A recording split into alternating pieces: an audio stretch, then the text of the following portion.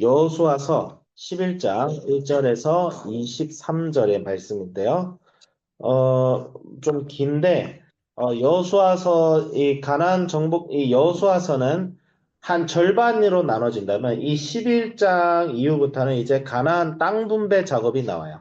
그러니까, 여호수아가 대부분 이 가나안에 있는 모든 적들을 다 없앤 게 아니라, 가나안의 주요 세력들을 없앤 다음에, 이제 어떻게 돼요? 이 땅을 이제 지파별로 나눠주면 이제 지파들이 이 땅에 있는 남은 적들을 이기고 그 땅을 온전히 차지해야 되는 작업이 이제 남아있게 되는 거죠. 그렇지만 이제 여호수아가 가나안 정복 전쟁을 사실 이제 이때 이후로 이제 끝냅니다. 하나님께서 마치게 하세요. 왜냐하면 이제 그 땅을 나눠줘야 되기 때문에. 그래서 11장 이후에는 이제 전쟁에 대한 기록보다는 어떻게 땅을 분배했더라, 지파별로 어떻게 땅을 분배했더라, 이런 기록들이 이제 나오기 시작합니다. 근데 지금 상황을 보면 이제 여호수아가 큰 전쟁에서 크게 승리를 거두니까 이 남은 사람들이 이제 세력을 모으는 거예요. 세력을 모아서 이제 여호수아를 대적하려고. 그래서 모든 군대를 거느리고 나왔으니 백성이 많아 해변에 수많은 모래 같고 말과 병거도 심히 많았다. 병거가 뭐냐면 옛날에는 옛날 이 당시 사회에는 기병이 없었어요. 옛날에 말을 탄다는 것은 지금은 말을 탈 때 안장이 있잖아요. 안장. 근데 이 당시에는 등자가 없었어요. 말을 탈 때 어떻게 타냐면 자기가 그 말 등에 바로 탄 다음에 허벅지로 허벅지로 말 위에서 지갈아서 균형을 잡아야 했어요. 그렇기 때문에 옛날엔 말을 탈 때 어떻게 탔냐면 말 위에 직접 타지 않고 말이 수레를 끌게 하고 그 수레 위에 자기가 앉아가지고 전쟁을 치렀어요. 이거를 병거라고 합니다. 병거. 전차예요, 전차. 네, 들어봤어요? 전차? 말이 끄는 수레 위에 딱 앉아가지고 전차예요. 어, 내가 사진을 보여주는데 이 당시에 고대 전쟁에서 제일 무서운 병기가 바로 전차였어요. 예, 여기선 병거라고 표시가 되어 있는데 레겝이라고 하죠. 히브리어로 레겝이라고 하는데 어, 이게 이 전차 대수와 말의 숫자가 전쟁의 향방을 가로질러요. 오늘 치면 탱크 같은 거야. 탱크. 그러니까 탱크가 많았다는 거예요. 예, 하나님께서 특이한 명령을 하십니다. 내가 그들을 이스라엘 앞에 넘겨줘 몰살시키겠다. 너는 그들의 말 뒷발의 힘줄을 끊고 그들의 병거를 불사르라. 이게 무슨 말이에요?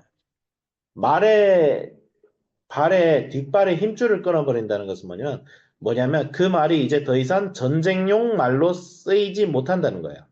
예. 전쟁용 말은 그냥 말이 아닙니다. 전쟁용 말은 말들 중에서도 특별히 훈련돼서 전쟁터에서 쓸 수 있을 정도로 용감하고 달리기도 잘하고 강력한 말이에요. 근데 여기에 뒷발을 끊어버리면 어떻게 돼? 전쟁을 위해서 쓸 수가 없습니다. 병거를 불사르면 당연하지만 그거 쓸 수 없죠. 근데 옛날에 전쟁터에서 가장 중요한 것은 그 전쟁터의 전리품이에요. 오늘과 다르게 옛날에는 전쟁은 경제적인 목적에서 하기도 했습니다. 그러니까 전쟁터 이스라엘은 탈취물이 아주 짭짤한 소득이었는데 그중에 제일 좋은 게 뭐냐면 병거예요, 병거. 남, 적을 물리치고 그 적이 타고 다니던 전차와 병거를 얻으면, 전차와 말을 얻으면 그게 자기께 되잖아. 그럼 자기한테 엄청난 힘이 된단 말이에요. 그런데 이걸 불사르라는 거예요. 말은 말 뒷발 힘줄을 끊고 병거를 불사르고 이게 도대체 무슨 말일까? 네, 여호수아는 여기에 순종합니다. 명령하신 대로 행하여 그들의 말 뒷발의 힘줄을 끊고 그들의 병거를 불로 살랐더라. 이것은 사실 무슨 말이냐면 이 전쟁은 누가 하시는 것이다? 하나님께서 하시는 것이다. 여호와께서 하시는 것이다. 다시 한번 말하지만 이때 가나안 땅에서 일어났던 정복 전쟁은 단순히 우리가 생각하는 그 어떤 세속적인 그리고 그냥 인류사에 있었던 다른 전쟁하고 다릅니다. 어, 다른 전쟁하고 달라요. 이건 하나님께서 가나안을 심판하시고 하나님께서 인간을 구속하기 위하여 이스라엘 백성들에게 약속하신 것을 이루기 위한 전쟁이에요. 오늘날 이것과 비슷한 전쟁이 요한계시록에 나오죠. 하나님께서 가나안을 심판하셨듯이 이 세상을 심판하러 다시 오십니다. 예수님께서 다시 오실 때에 진멸시키죠. 무엇을? 이 세상의 모든 악을 진멸시키고 그래서 이 세상의 모든 선을 하나님께서 다시 이루시는 날이 분명히 옵니다. 예, 분명히 옵니다. 그래서 이제 그렇게 한 다음에 11절에 뭐예요? 또 진멸이 나와요. 또 진멸이 나와요. 호흡 있는 자들은 남겨두지 아니하였다. 다시 한번 말하지만 가나안 정복 전쟁은 절대 우리가 이걸 해석하기를 무슨 십자군 전쟁이 괜찮다.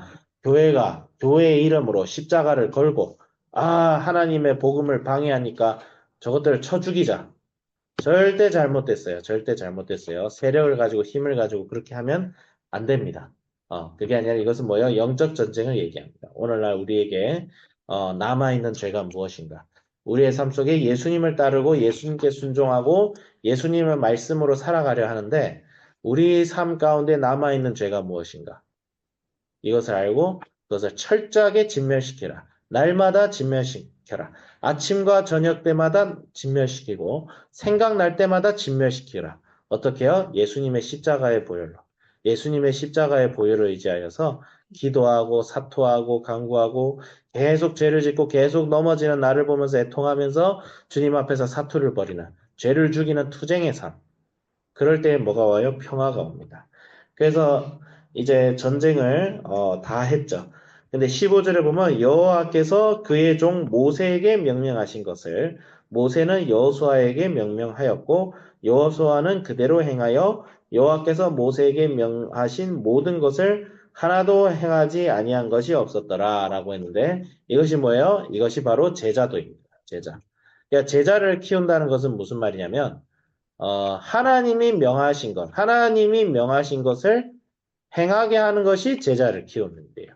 네, 그래서 마태복음에 나오면 하나님과, 그러니까 성부와 성자와 성령의 이름으로 모든 족속에게 세례를 주고 제자로 삼아서 자신이 분부한 모든 것을 가르쳐 지키게 하라. 예수님께서 마태복음 승천하시기 전날 얘기했죠. 그게 제자도예요. 제자는 무엇이냐면, 그러니까 보통 제자라는 이미지는 그냥 스승의 유지를 잇는다라고 해서 제자라고 하는데 성경에서 말하는 제자를 삼는다는 것은 하나님이 우리에게 명하신 것을 행하게 하는 것이 제자예요. 예.